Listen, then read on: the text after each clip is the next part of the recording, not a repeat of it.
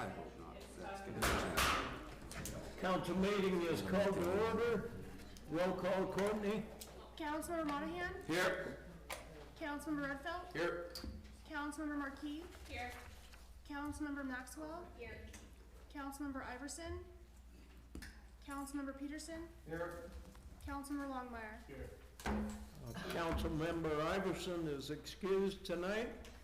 Please stand for the Pledge of Allegiance and remain standing for invocation with Pastor Don Klein of Selah Baptist Church. I pledge allegiance to the flag of the United States of America and to the republic for which it stands, one nation, under God, indivisible, with liberty and justice for all. Father, we thank you for another opportunity to get together. I pray for these servants of yours. I pray for our mayor. I thank you for their dedication, Lord, to serving you and to serving our community. Lord, give them wisdom, give them discernment, let them make the kind of decisions that would honor you, but also honor their city, our city. Lord, thank you for all that they do. Bless them now in Jesus' name. Amen. Thank you.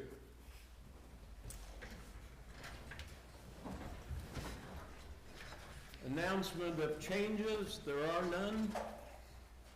Getting to know local businesses, agencies, and/or people, there are none. Comments from the public, please be reminded that the rules of decorum are posted on the table as you came in, and silence your cell phones during the council meeting, please. Prearranged comments. Maybe I understand this might be the last time we hear from Patty Graffy giving us our SDA report. So, Patty. Well, you gave away my surprise at the end.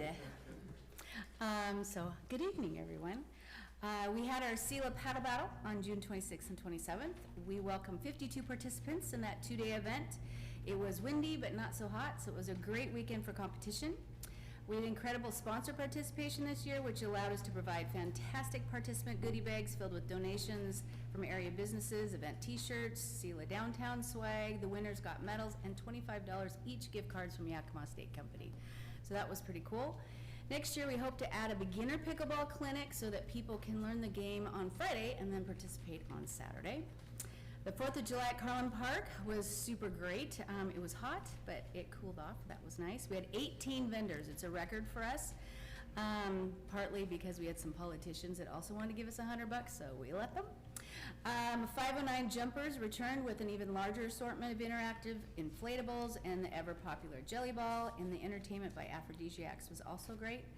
We had the fireworks at the middle school, which actually that new location turned out even better. Even we could stay at Carlin Park and see them, and it seemed closer. Since we won't ever get to go back to the high school, that was great to know that it worked. Findery updates. So we continue to welcome new vendors. This week we're excited to add Swaying Timber Coffee, and those of you that were at the Tourism Ambassador certification today, you got to try it. We also have More Than Beads. It's a native jewelry artist who creates both traditional and contemporary beaded earrings, barrettes, and keychains. So we're really looking for more and more widening how many people, different types of people that will come into the store. We've also hired a new store manager. If you haven't been in there, her name is Dominique Longton. You probably know her because she used to have a boutique in town. She's also one of our vendors, Wild Roots Tallow.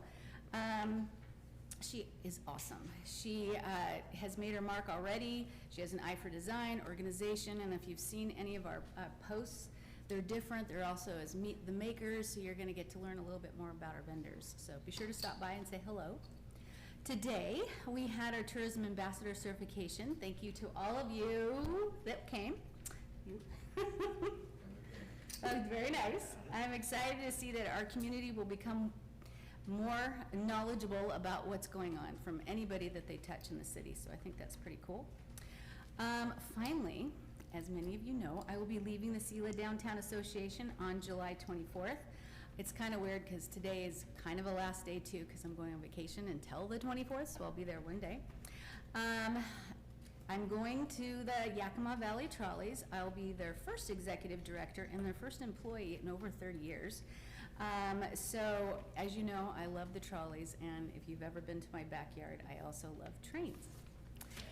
So, I want to take this opportunity to sincerely thank all of you for your support over the past 2 years. I have truly appreciated the strong partnerships with each department in the city of Selah. Thank you to the mayor and to Michelle for our monthly meetings that helped us be informed and connected. Thank you to the police department for your positive support for our events. Thank you to Public Works for everything that you do, from cleanup day, paddle battle, 4th of July celebration, and the holiday parade. It makes it a lot smoother to know I have that phone number and we can get things done. There are countless details that they take off my plate, and I truly appreciate that. Thank you to the fire department for inspecting our vendors and keeping them safe and compliant. Thank you to Parks and Rec for working with us when we did bingo, our board meetings at the Civic Center, and helping us with the new booking forms for Carlin Park.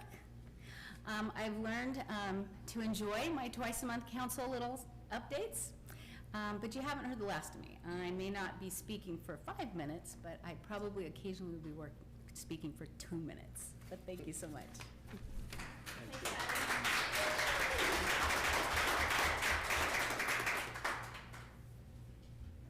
I wanted to just comment that the city has enjoyed working with you also as a SDA primary representative. So thank you, and we wish you the best of luck. I will be. Yeah. Don't forget us. Come back. I won't. Okay. Reading of received written comments. There are none. All comments by people in attendance, up to 2 minutes.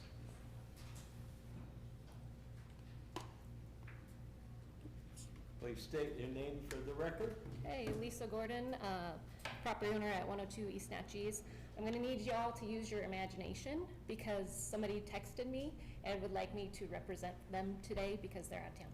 So pretend I'm Russ Carlson. I, Russell Carlson, would like to speak in regards to the community survey. I intentionally took the survey multiple times to show that the survey is not a good scientific survey that provides solid data points. While good feedback can come from this survey, it should not be used as a sole or even a solid source of information when making decisions for the community. The results of the survey can be made to support any project that one wants. I encourage you to use the information to help assess goals and standards, but not as concrete data points. Ultimately, the most valuable data points you can use when making decisions is to speak to your constituents who voted you in. Be in the public, ask questions, and listen to the feedback. And that was Russ. I'm gonna speak on just me right now. I got 58 seconds, so here we go. I heard Mayor talk about with the SDA using the funds differently. I'm total support of that because it makes fiscal sense. So just know that from a fiscal standpoint, it would be really amazing to see good things happen in Selah. We were at the tourism mastership thing today. As you can tell, I don't have notes. I'm like, oh, I missed my notes. So it's not as polished as I like it. It is a disservice to Selah to not have ourselves represented in tourism, and I believe we've missed out this last year, and I would like to see it go forward. And if you could use the SDA as a catalyst to make it happen and also get 75% back, it makes sense, and we will get it back in tax money being spent downtown. Oh, hey. Yeah. Thank you. That's why I have notes. Just for the record, I would comment that the survey is only one tool we're utilizing to make decisions. Thank you. Anyone else? Okay, seeing no one, proclamations and announcements, we have none. Consent agenda items are listed with an asterisk. Those items are considered routine and will be addressed via joint motion without any discussion or debate. However, upon the request of any council member, an item will be removed from the consent agenda, will be addressed separately, and will be subject to discussion and debate. I move to accept the consent agenda as presented. Moved by Cliff, seconded by Willie. All those in favor? Aye. Any opposed? Thank you. Consent agenda is approved. General business, new business, we have none. Old business, we have none. Public hearings, we have none. Resolutions, none. Ordinances, again, we have none. Reports and announcements from departments. Chief Lang.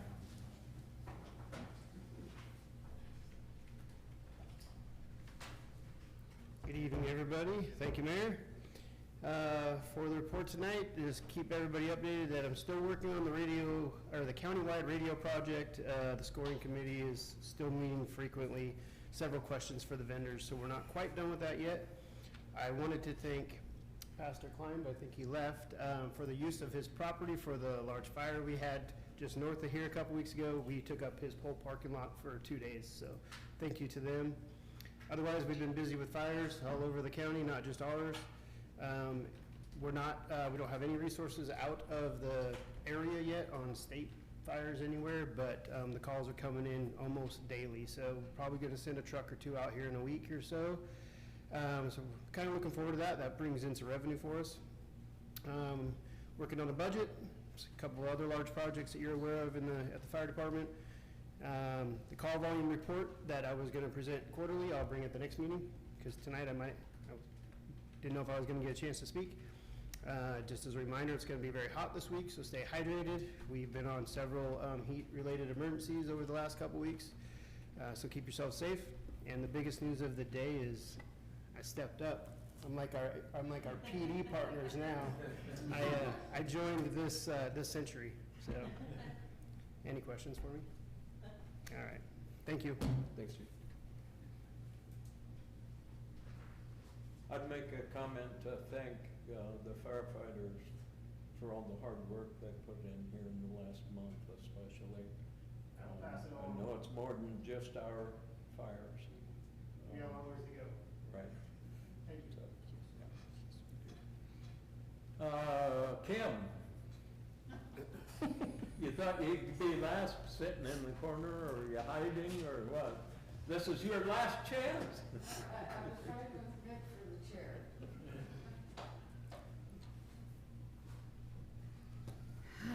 Well, this is my last meeting. I'm going to help another city, but I'm still here for at least another week or so, or longer, part-time. And it's been a pleasure to try to help Selah move into the future. I've enjoyed working with a lot of you. I am gonna stop there. I'm working on budget. Try to get most of it completed before I leave. And off to department heads. I have some budgeting some balancing that I've saved to go through with the new person. I'm gonna miss the girls up front. Jasmine is a wonder. Sabrina keeps you laughing all day long. And Linda is getting her feet dug in. So you'll have a great crew, and I'll be around. That's all I have. That's Thank you. Chief Guz.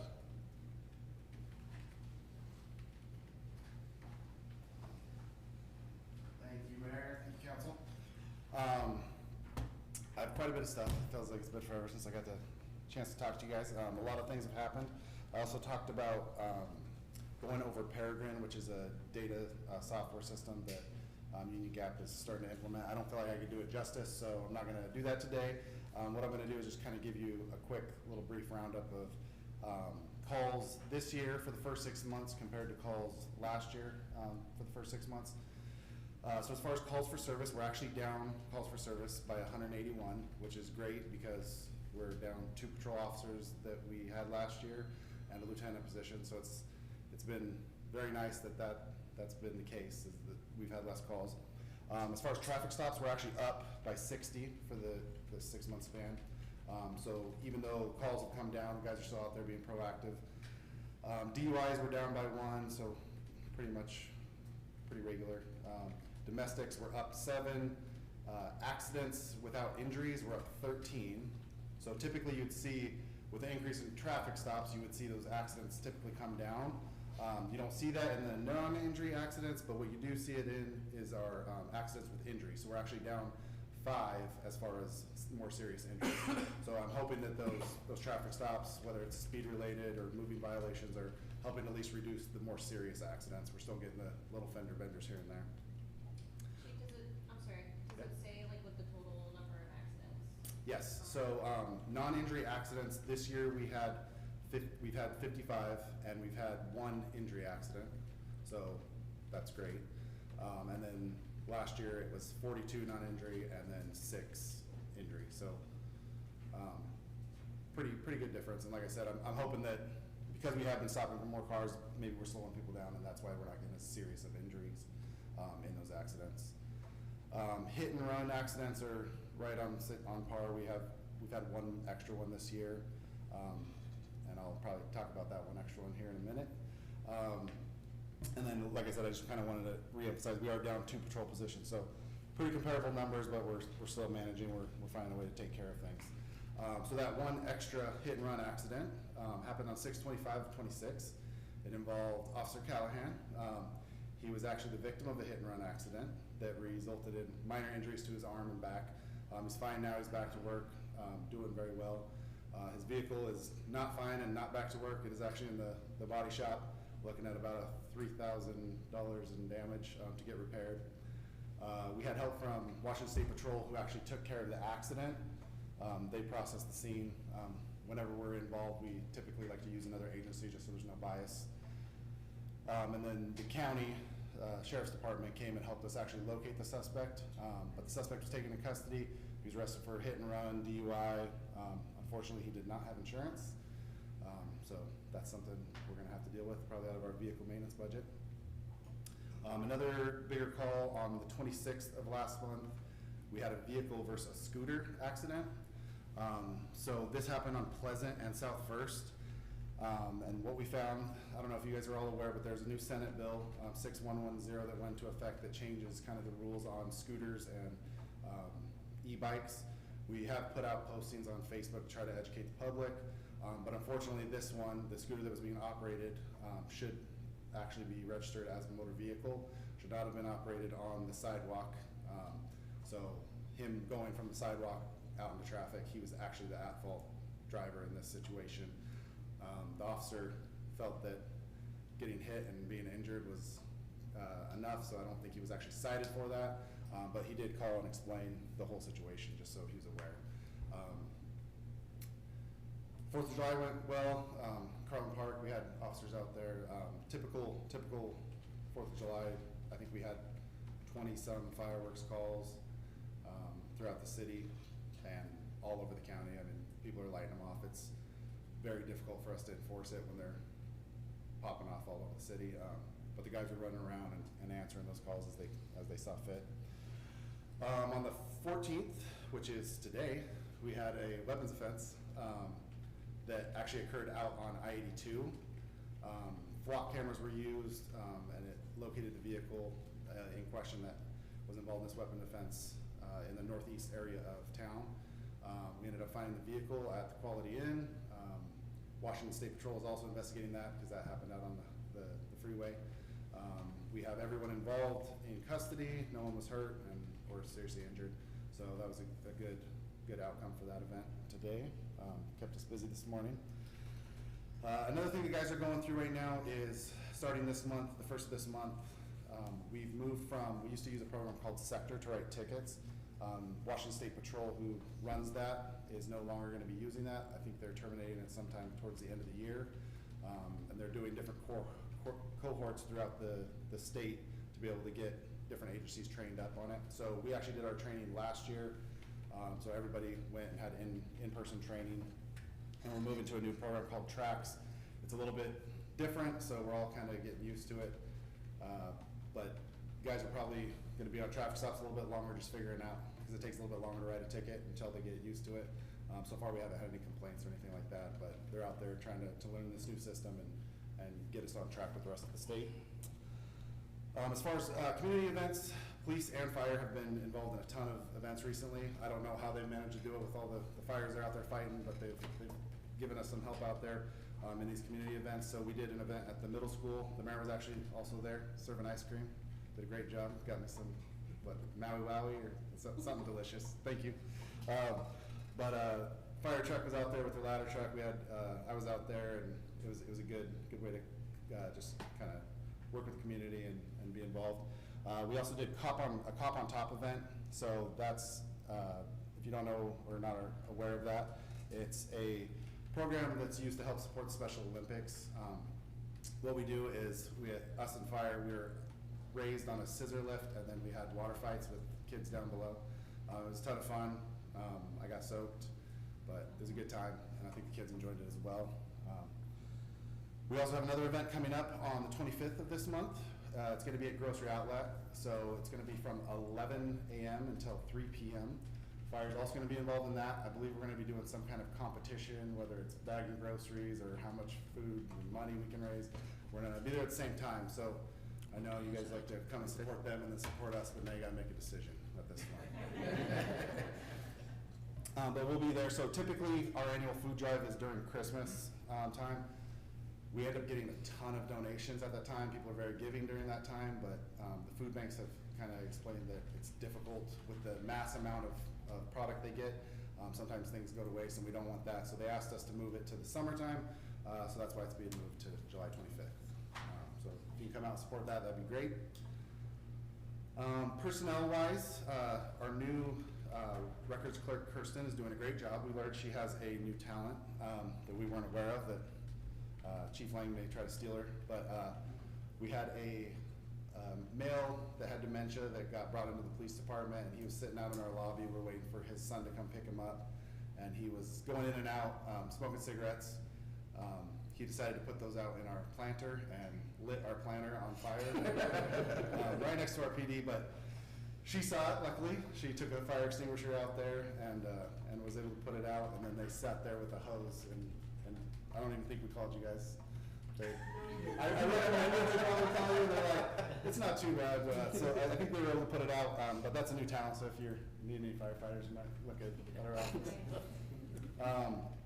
Another big thing that happened is we had our lieutenant testing 2 weeks ago, and then this Monday we actually certified the list. So Sergeant Corey Worrell finished #1 on the list. I've offered him the position. I think we're gonna supposed to meet with the mayor and Mike just to kind of see what that looks like, him accepting that position, and kind of go from there. But whether he wants to or not, he will be acting chief here shortly. July 24th, I'm going to be in Europe until August 4th, so I will be out of town. So he will be acting chief at that time. That means I will not be here next council, and he will. So if you don't know Corey, you'll get the chance to meet him on the 28th. And that is all I have, unless you have anything for me. My stomach just sank a little bit. I thought you were gonna say that you were leaving too or something. I wasn't. Me out a little. I did actually think this is going to be my last council meeting for the month, but but I'll be back next month. I promise. Nothing. All right. Okay, thank you. Thanks, Chief. Zach? Good evening, everybody. Ron and Taryn were at the training this morning, and they both had nothing but good things to say about it. So, check one for them. You mentioned the Civic Center parking lot. We've got dates blocked off for that, so when they decide they're going to pave, we will be ready for you. Soccer registration opens on Monday. I know it's only the middle of July, but school year will be here before we know it. So that means soccer's back. And then hot rods was, I thought, a success for the weather that we were forecasted to have. If you don't own a classic car, a lot of those people wait until the morning of, pop their head out the door. So I'll take it out today. We had rain in the forecast, wind, clouds, and luckily the heavens opened up at 10 o'clock, and we had about 72 and sunny for the whole thing, which was great. Thanks to the mayor and Mike and his son-in-law, they came down, helped with some registration stuff, some judging, which is great. We didn't hear any complaints this year about judging, so you guys must have did something right. And then next year is the 10th anniversary of Hot Rods on First Street. So we have had some suggestions that maybe we should move it to one of our parks, take advantage of shade trees, grass, those types of things. We had a survey this year that we put in everybody's bags. TNT gave us a $50 gift card, and we raffled it off. Anybody who filled out a survey, brought it back, we drew their name, they got a $50 gift card to the T. We had almost 80 of our 102-ish participants bring back their survey, and we're staying at First Street. So we only had 4 out of the 80 returned that said they would like to see it at a park. Everybody else said, if it ain't broke, don't fix it. Leave it on First Street. If you move it, we won't come back. Not really. There were a couple that said that, but the majority of the people like it where it's at. We love it where it's at. PD and fire's usually rolling in when we've already got the road closed out, but it takes us about 32 seconds to close out First Street. So it's not difficult. It's a fun spot to be. And then fire gets their big old red truck down at the end, and people like to go down and check it out and talk to them. So I think that's all I've got, unless you guys have any questions for me. Cool, thanks.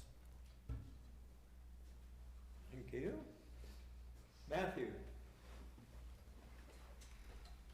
Good evening, council. I feel like I've met most of you before or interacted with you guys in some way, but this is my first time speaking in front of you in an actual council meeting setting that's not giving some random report. So for those of who need a refresher, I'm Matthew Taylor, Public Works Supervisor. Ty is somewhere in Montana, Idaho, Utah area, living it up on the bike. And I gotta say, for my first council meeting, I'm bummed nobody took anything off the consent agenda. I thought it was gonna be a little trial by fire, and you guys you teed it up for me. So I don't know whether to say thank you or like, come on. But so department updates. We have my old position, the engineer tech role, is filled. We met with an applicant and interviewed him, and he's actually going to be starting on Thursday. Looking forward to that. He seems like a sharp young man, and I think he's going to be great in the position. The wastewater treatment plant down there, things have been pretty smooth sailing. Talked with Eric, and recently over the past couple of weeks they've had 2 Department of Ecology inspections, and he said they passed those with flying colors, which I think just means everything is normal. So did not fail them. Laura has been great to work with as she started down there at Public Works, getting all the planning stuff taken care of, and really just making it your own, taking it on, and that's been great. So good stuff for the department. Projects, a lot of project updates. As I was writing this out, I was surprised. 1, 2, 3, 4, 5, 6, 7, 8, 9, 10. We did make double digits. The Hillcrest project is pretty much wrapped up. We achieved substantial completion up there for that's the water main. That's I'm sure everybody knows about. It's been going on for all year. Substantial completion reached on June 23rd.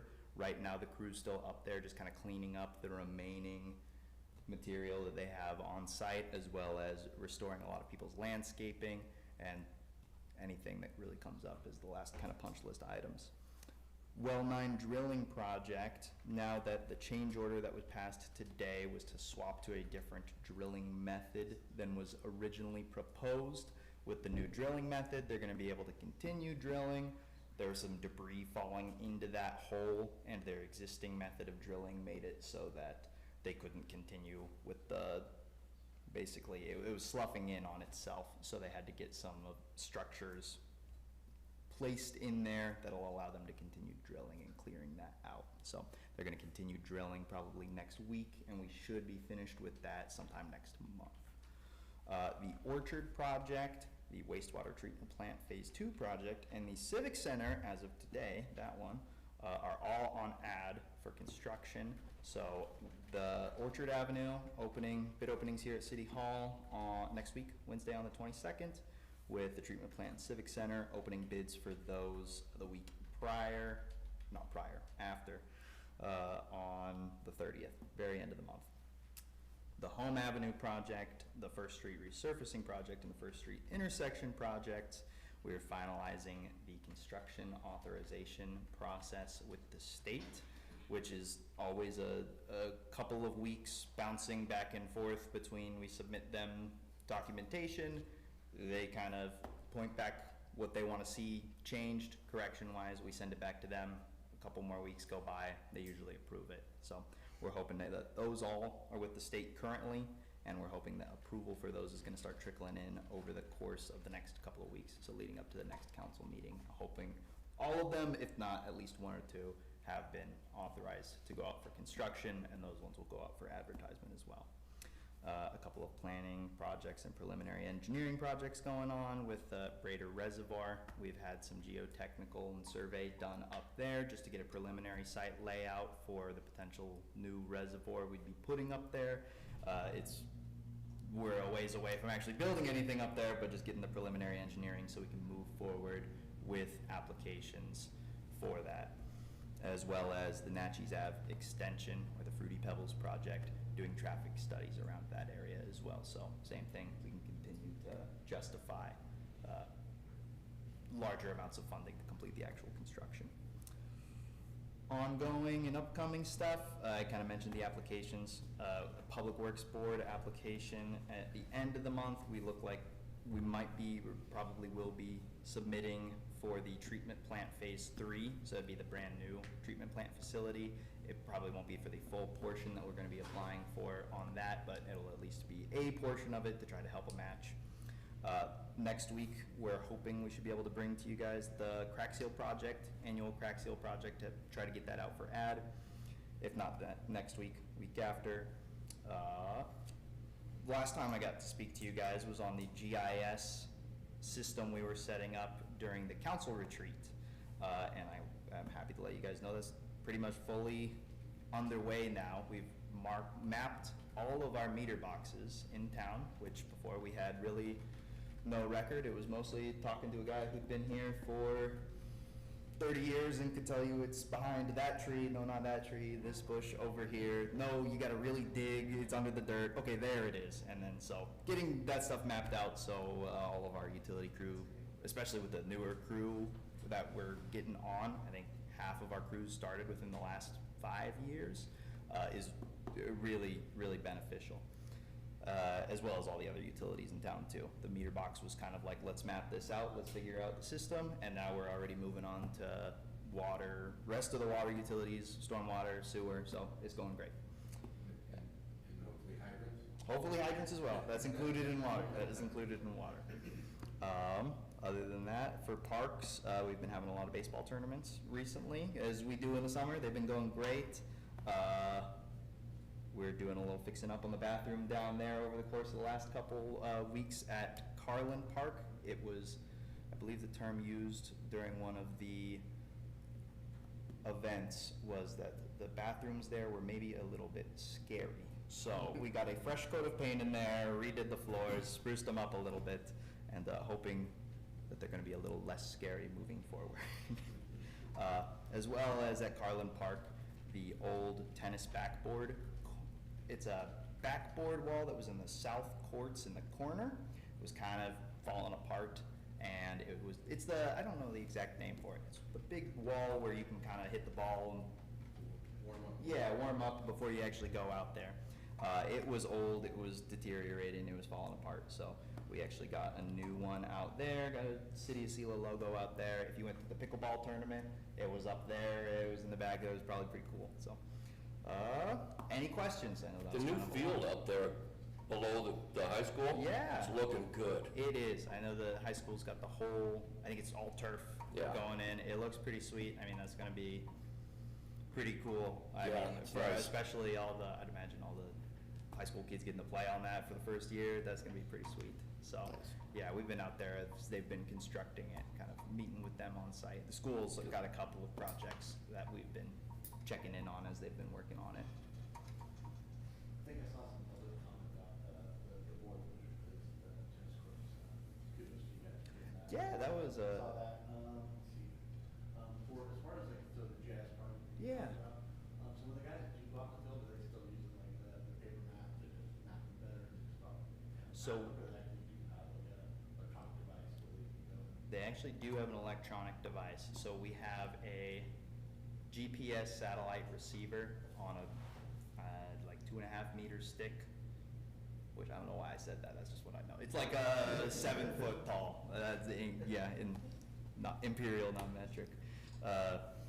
And then they also connect it to a tablet. Yeah, it's pretty accurate. That was one of the big things when we were prepping it. Wanted to make sure that if we go out, set it on a utility and hit mark, that it's not here, and then when a guy goes out with a GPS on their phone, they're halfway across the street looking for something. So it's pretty accurate. It's been pretty good so far. And then Hillcrest product was phenomenal. Yeah. Did we add any hydrants up there, or they just replaced old existing ones, maybe leave it or something? I don't know the exact fixture count off of the hydrants off of my head. For the most part, I think it was kind of restore them on, The big, big, like, nice and protected and everything, so it looks really good. yeah.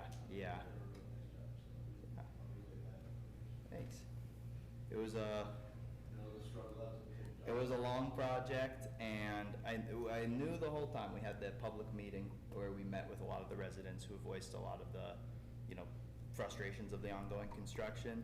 And it's kind of one of those things where you're like, okay, once the road is paved, everyone is gonna be so happy up there, because that road was Yes. in pretty poor condition. So the second that was restored, that was when almost, I don't wanna say all, but, I'll say 90% of the phone calls turned to a lot more like, wow, this is great up here. Instead of, when is the, excavator gonna be off my road again? So, it was good. It was great. It was great. And I mean, it's great working with the residents up there. I'm glad that a lot of people, especially who have to drive that every day, talking with all the folks on the hill up there, they seem to really like it. Yeah. Yeah, thanks. Anything else? Right on. Well, thank you guys. Laura, you thought you'd get away without a report, and you sat back there, huh? That means you have 2 minutes. Okay, I'm a fast talker. No, so yesterday I met with Joseph with HLA. They're handling our comp plan update. And we've scheduled a not a draft, but the open house on August 4th. We're gonna have it at 4:30 prior to the planning commission meeting. And rather than an open house where you come and go as you please, it's just gonna be a presentation. So Joseph will be there presenting on the comp plan, and where basically just a real high level overview of all the elements that are going to the comp plan. We may or may not have Keelan from YVCOG presenting the climate element. If she's not, we'll present it and give you an update on what all is in that element. We did send the draft documents over to Commerce. They accepted our draft documents. We've received their reimbursement for that portion of the grant, and so now moving forward, we have these last 6 months, and I think it's like 20,000.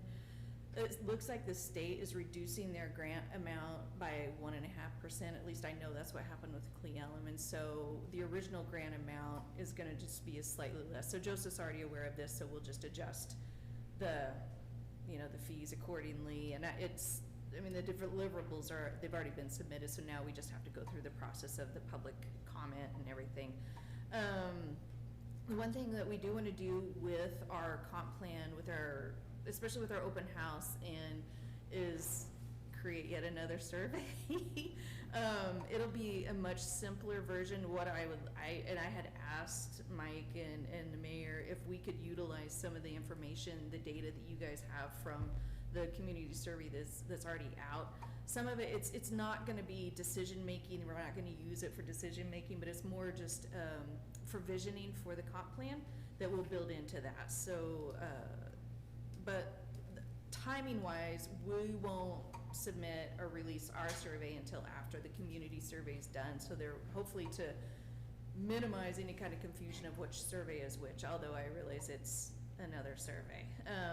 But I think the questions will be, I mean, there might be 5 to 7, and it's really gonna focus primarily on the comp plan itself and the process, rather than just the visioning that the current survey is already addressing.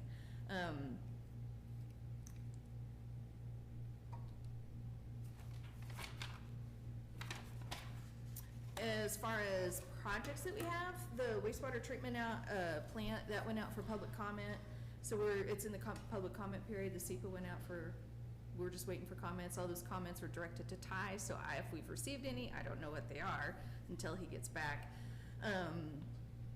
And the kind of some building projects that we have, high school edition, that permit was issued. They're in the construction phase. They're getting I think an insulation inspection this week or next week, so it's kind of in the middle. Papa Murphy's has asked for their final next week. And I will say, I did receive a complaint on some of the landscaping along Jim Clements at that exit. The gentleman said he couldn't see. I drove by, our code enforcement officer drove by, Ty drove by, and they didn't have a vision problem, but maybe as that landscaping matures, there might be an issue, but really there's nothing in our code that addresses that, that it can or cannot be there. So our sight vision triangle, I confirmed this with Matthew as well, our requirements are on corners and not really on any kind of entrances or exits of property. So it might be something that we, address down the road in a code language, especially if we deal with commercial projects and if there's landscaping, if there's some kind of vision issue. But actually kind of going back to some of the code updates, one thing that I have been doing is I've been reviewing our consultant's code change language, and where I see things are missing, I'm addressing some of that. So one of the code updates, each zone, for a residential zone, their minimum lot size is gonna have to decrease. So we may have 8,000, it's gonna decrease to either 7 or 6. And so that's gonna provide an opportunity for larger lots to subdivide. But what we don't have is really anything to address access in those areas. And so as I'm trying to go through this, I'm sending our consultant some code language to incorporate that into it, just to help clean up some of these areas that are gonna be very vague once that code actually gets adopted.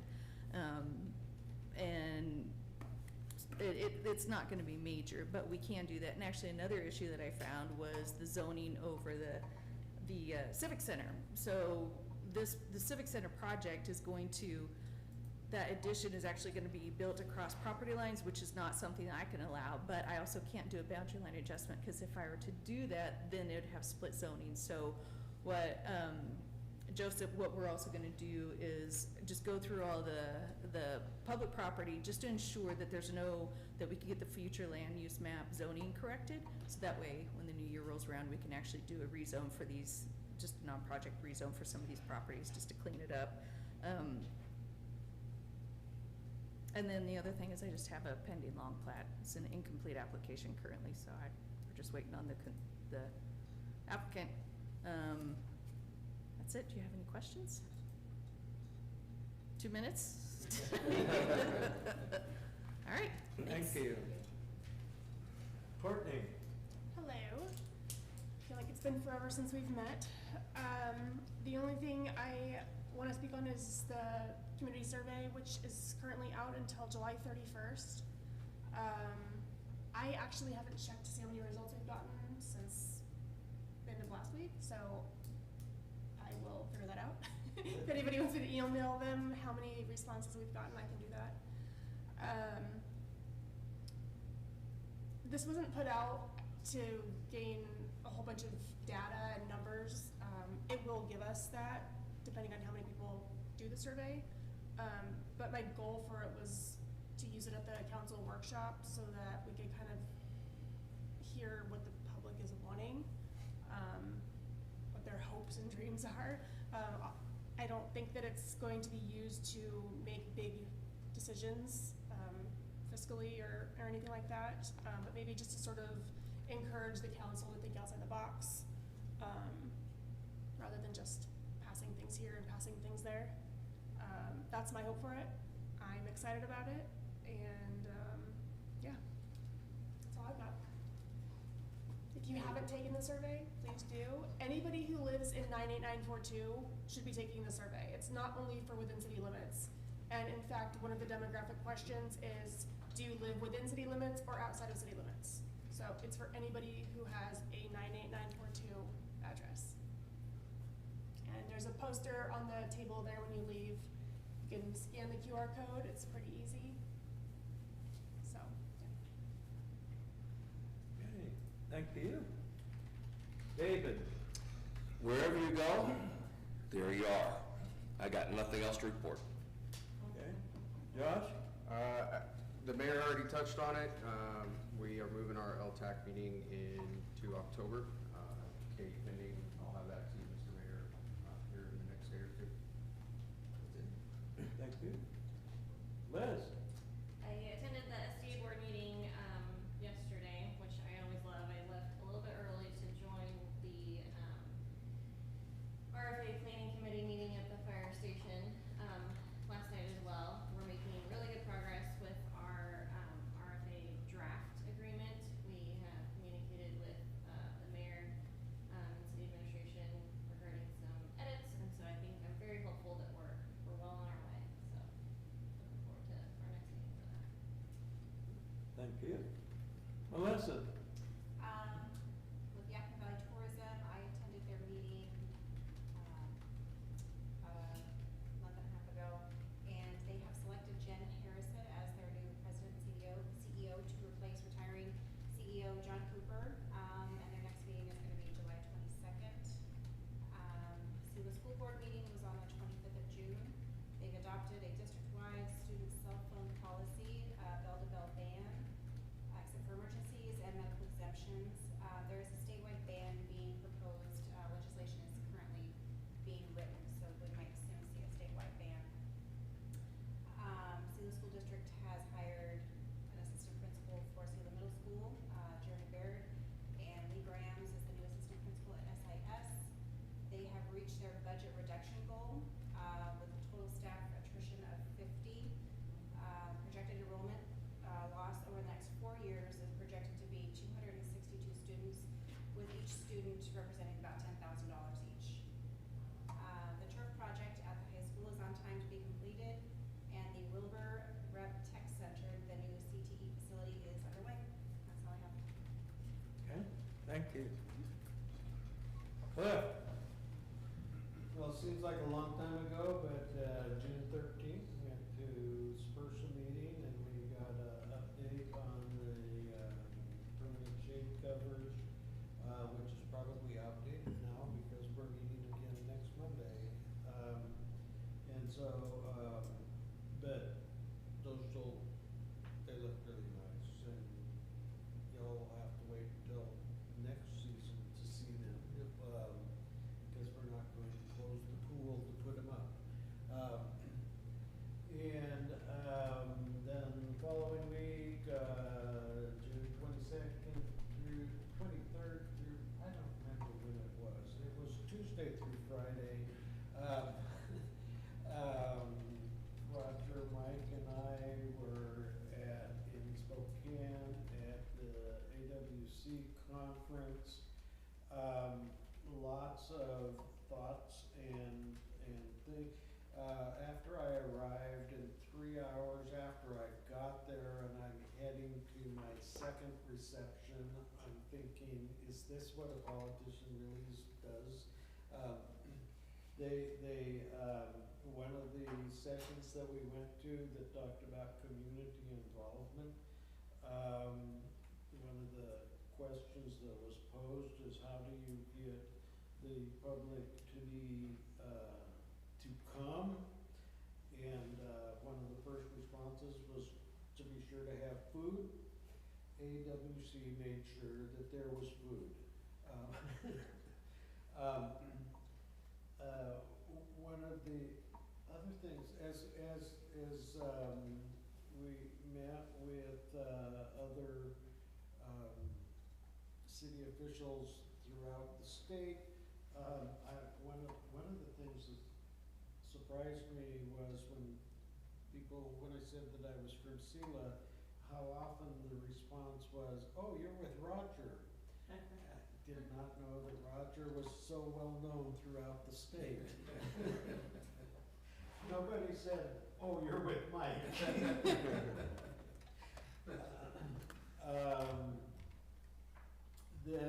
But it was not all fun and games. Also attended, besides the,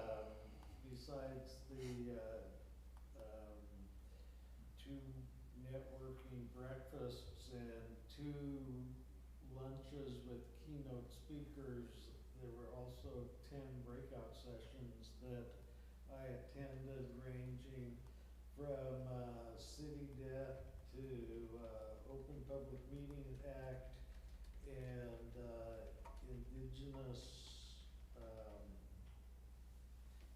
always say that wrong. Indigent defense.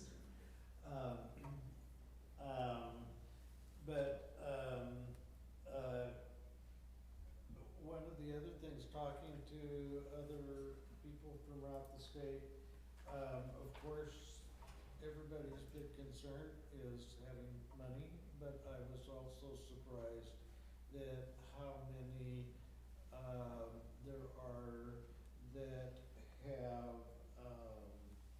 wastewater issues on the horizon. And so we're normal in one way, but we seem to be ahead of the game compared to a lot of the other cities that are having similar positions. Two of the things that, on Rogers and probably Mike's, some of the sessions that we'll talk about, we actually weren't all together. Were we all together in any of them other than the general sessions? I don't think that, but a couple of the sessions that I went to that were, was on community involvement. One of the things that I've always thought would be good was for a citizens academy, instead of just talking about the police department like we have had in the past, that have it more of a civics 101 kind of, this is your city, and have the different, and Liberty Lake was, one of the presenters, that they have a program that goes through and teaches, that gives presentations on all of the various, products, departments. One of the sessions that was on automatic, License plate readers.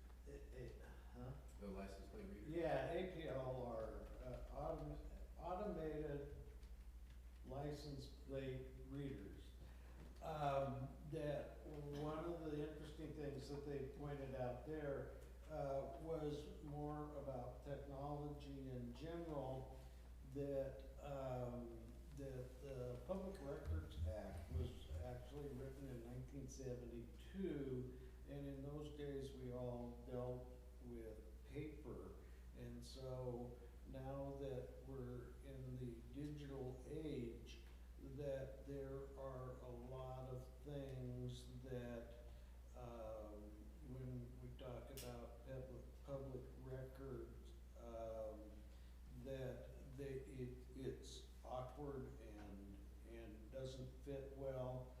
And so whenever we talk about adding new technology, to be sure we check with our lawyer and what the public records, problems that might might cause. And the indigent, defense section, that, I was a little disappointed it didn't give us any magic silver bullet that says how you're going to pay for it. Not that I was expecting, but I was always hoping. But one of the parting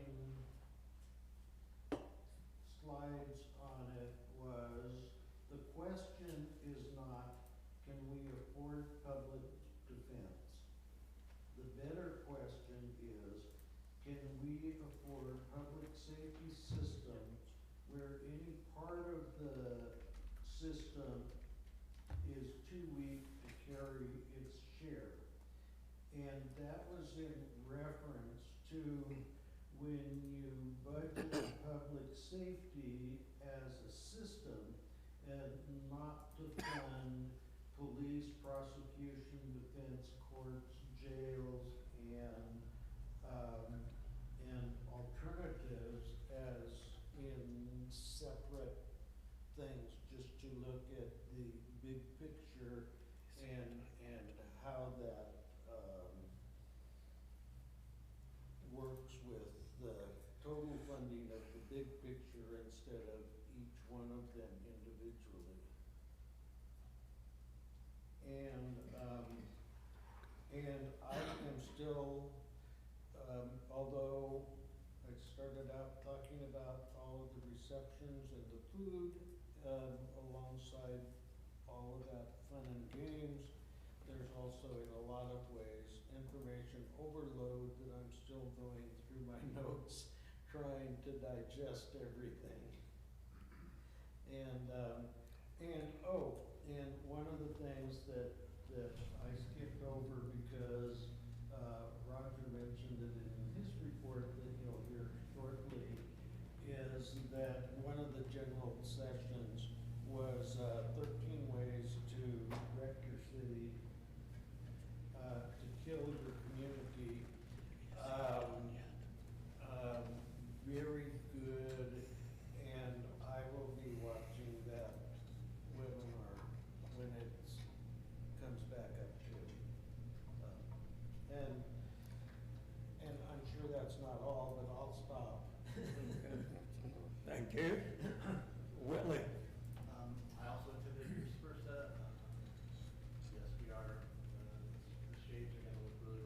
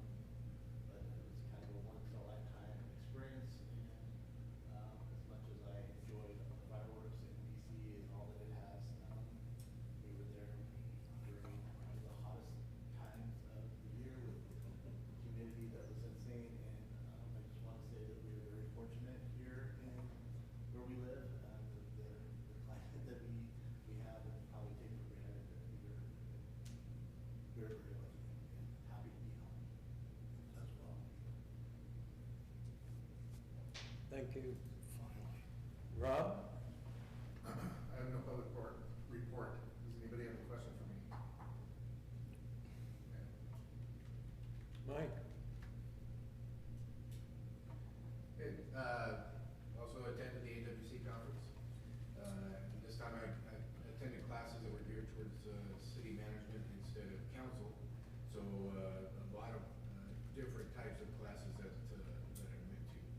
Threw people for a loop when I got there, wearing my name tag, and the people that knew me as a council member now see city administrator on a name tag and wonder what I did or how that happened. So I do a lot of explaining.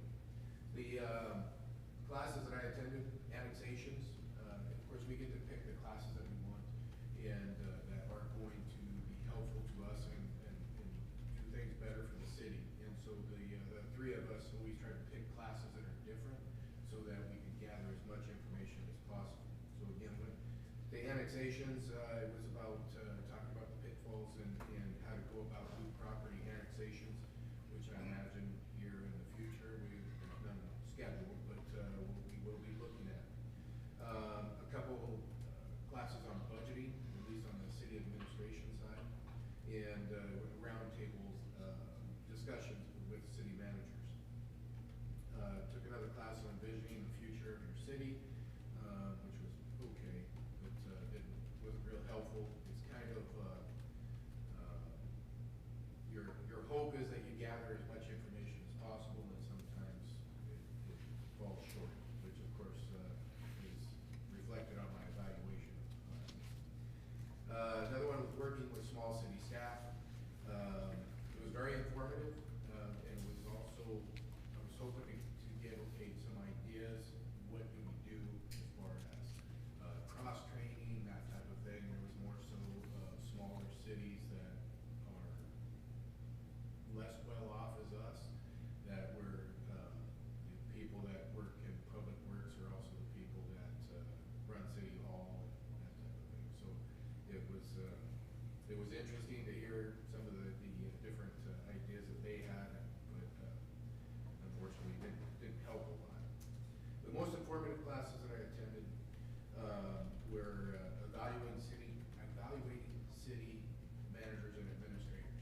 Now it was for council members, however, I wanted to go to that class because I wanted to see, okay, how can I do things better so that when you're looking at the job that I'm doing, that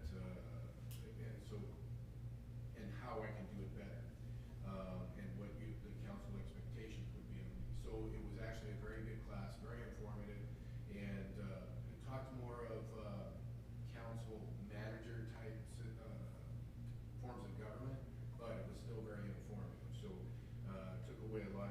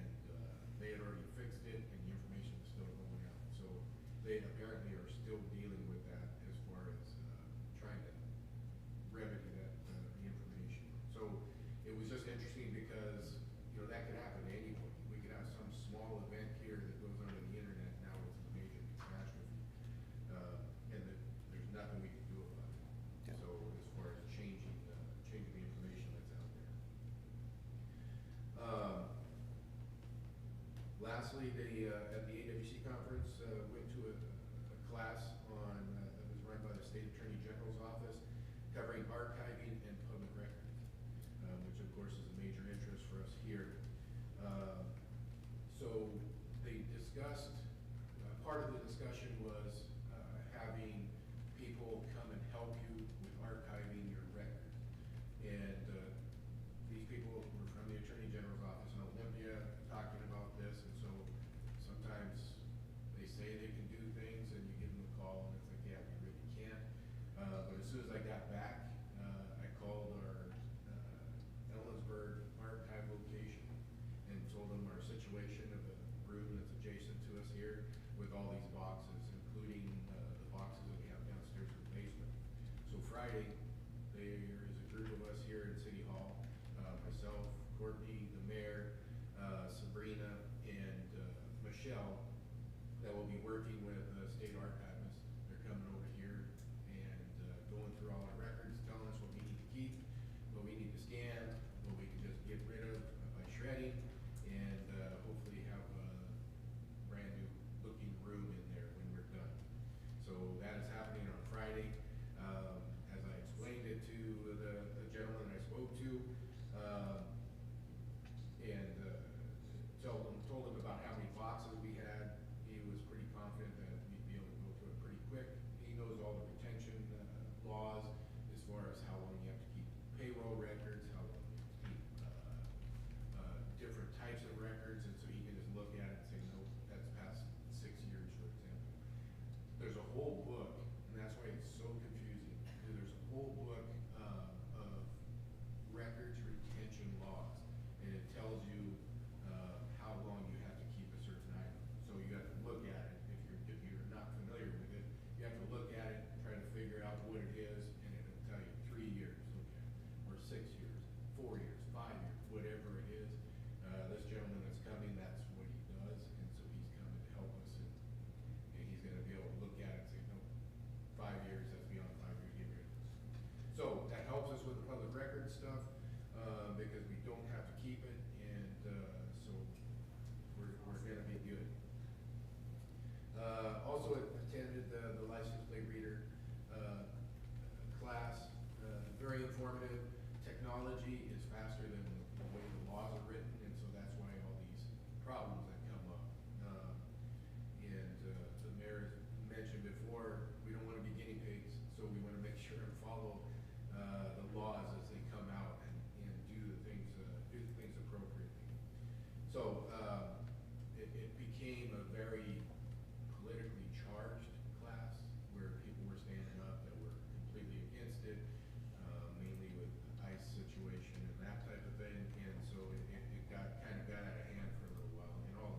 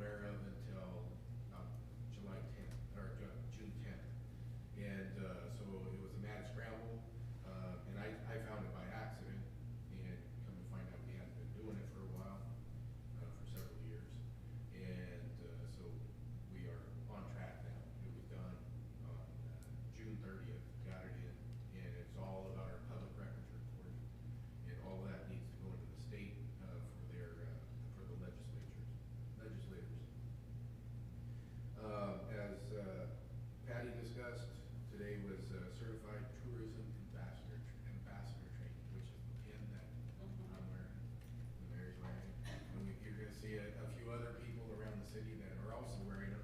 It's part of our, the way we're going forward as far as the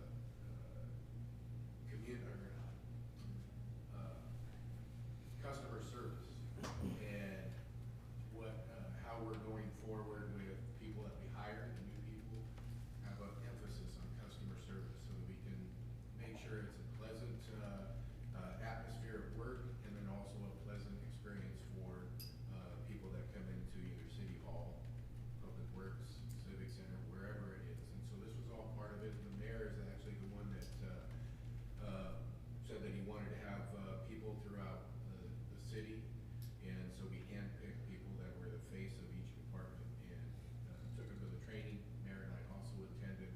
Very good training, and it was very, very informative. I was fortunate enough that I'm from the Lower Valley, so I had a leg up as far as answering questions about the Lower Valley since I lived there a good portion of my life. Our check reader system that I talked to you about at the last meeting, working awesome as far as the utility bill. So the stuff that when I take it to the bank in the mornings, the things that were used to take me 30 to 45 minutes, depending on how many checks we have that day, is now taking about 5 to 10 minutes, and it's pretty quick. And that's standing in line and everything. Go in, you can even go to the drive-thru if I need to.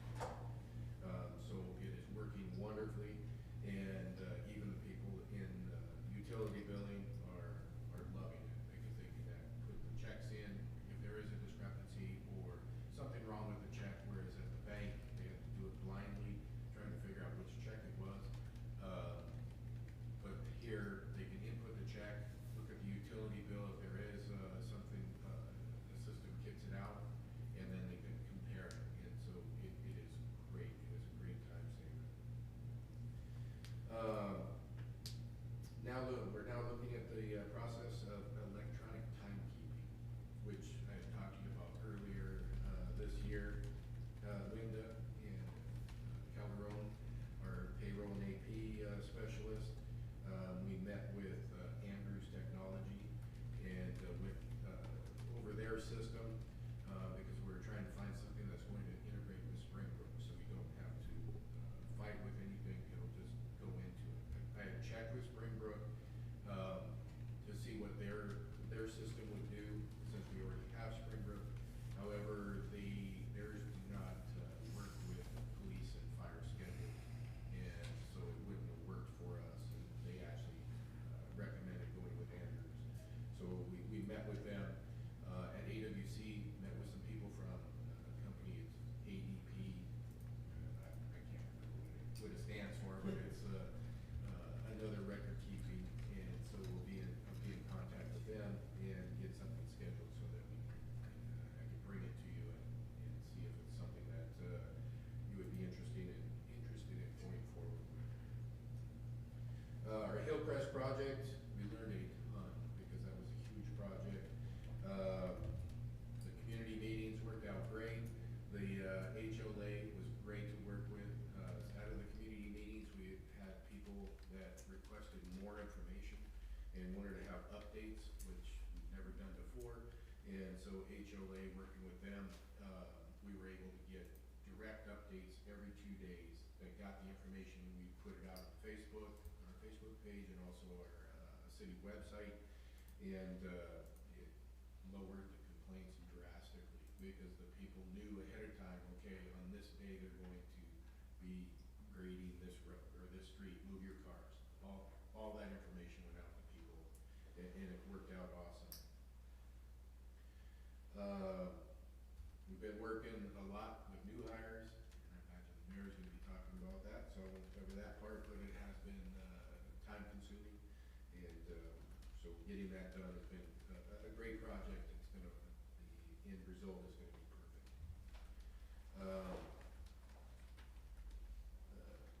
Councilmember Peterson didn't mention in his report that he was our flag bearer at AWC. which is a great honor. We get to carry our flag, and they announce you when you come in. It's all in the opening ceremony. It's pretty cool to see all the different flags from all the different cities, and so Councilmember Peterson was our flag bearer this year. So it's, like I said, it's pretty cool.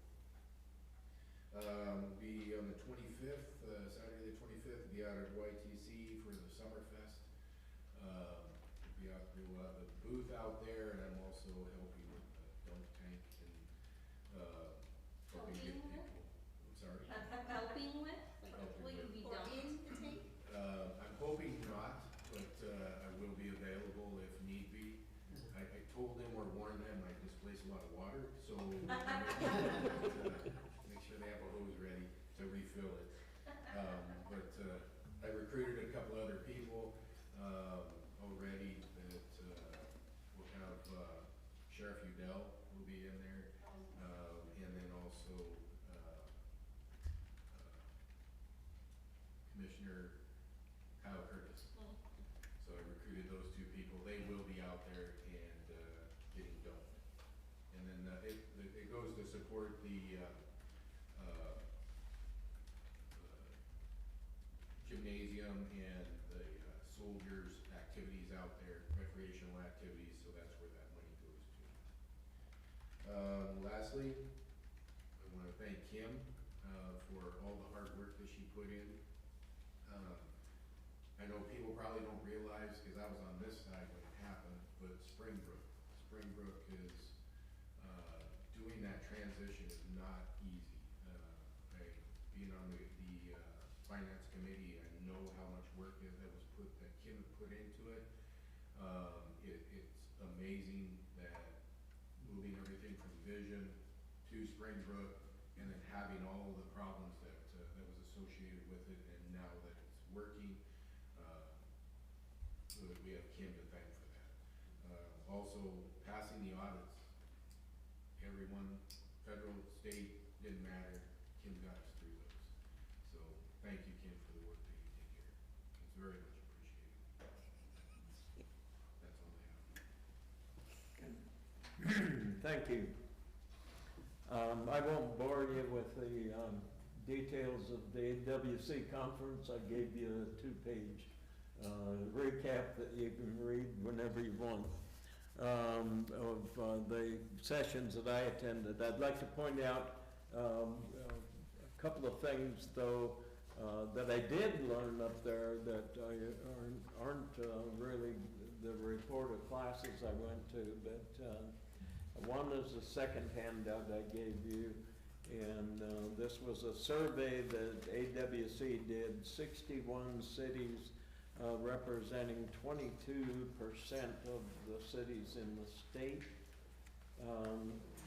Turned in the survey, and it's about budgeting and their concern. The reason I'm pointing this out is you can read this information, but there's concern all around the state that many cities are in dire straits on finances, from very small 200 people in Starbucks, Washington.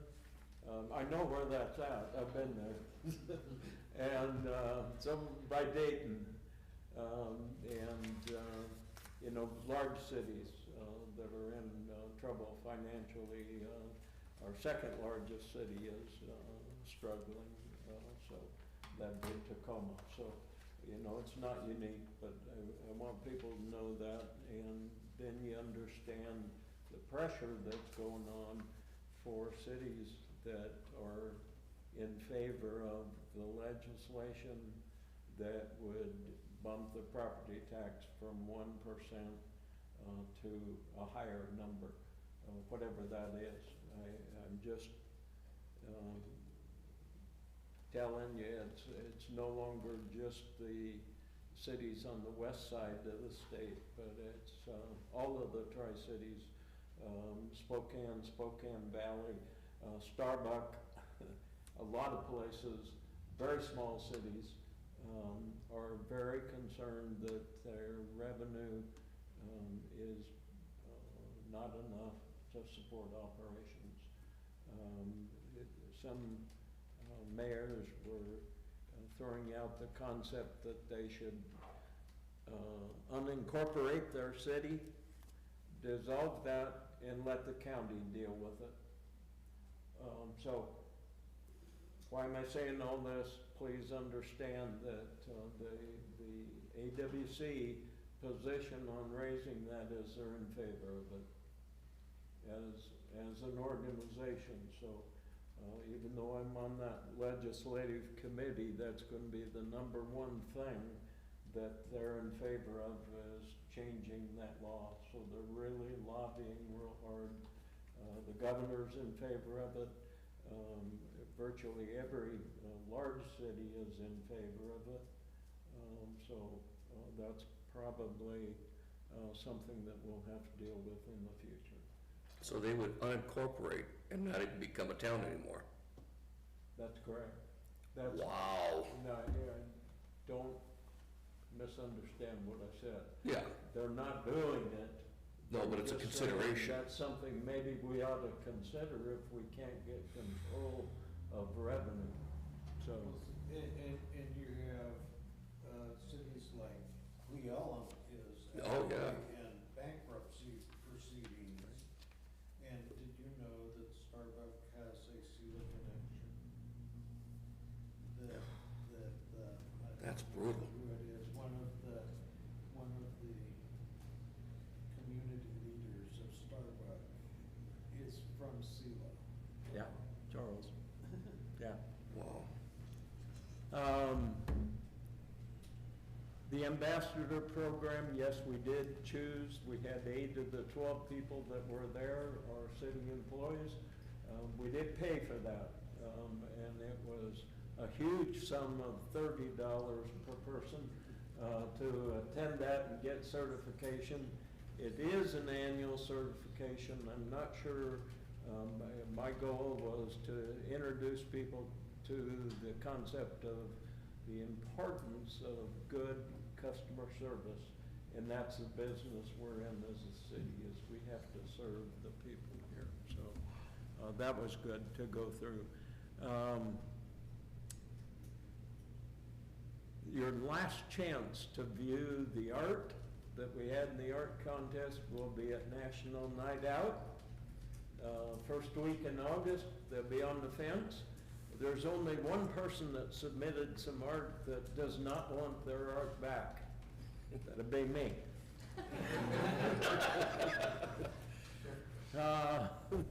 So view the art down there.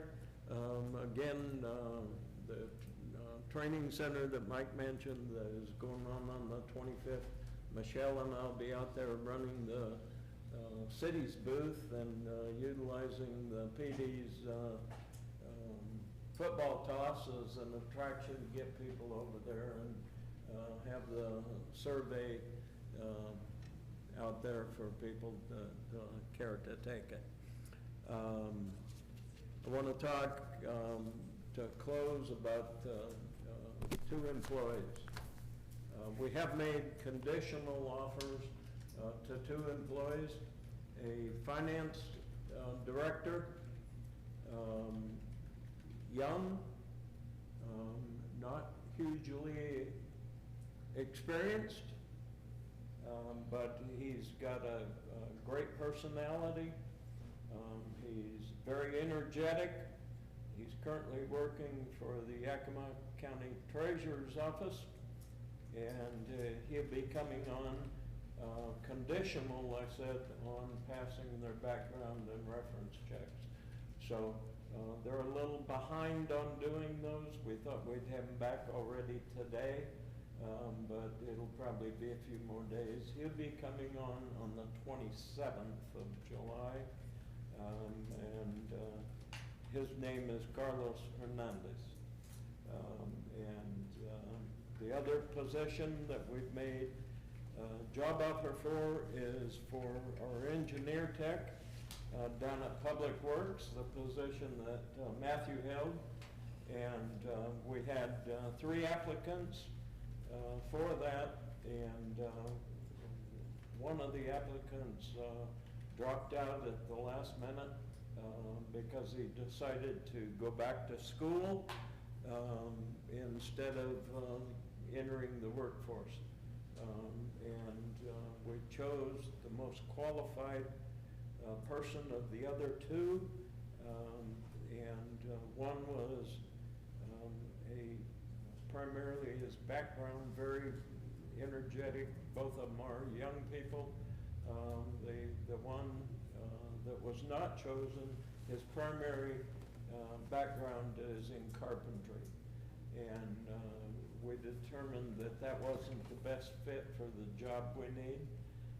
We chose an individual who's a graduate this year from WSU, has a degree in geology, has worked with AIS.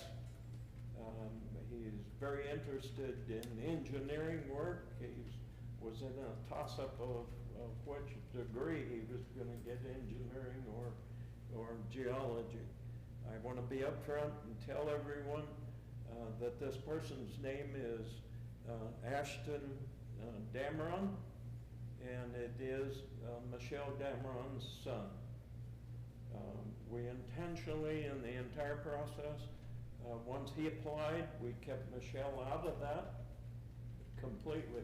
She had nothing to do with it, nothing to do with the questions that were asked by the hiring committee. Matthew actually created the questions for us, having known what the job is and what the expectation would be. She did not participate in any of the interviews or notification to people. So I just want to be upfront.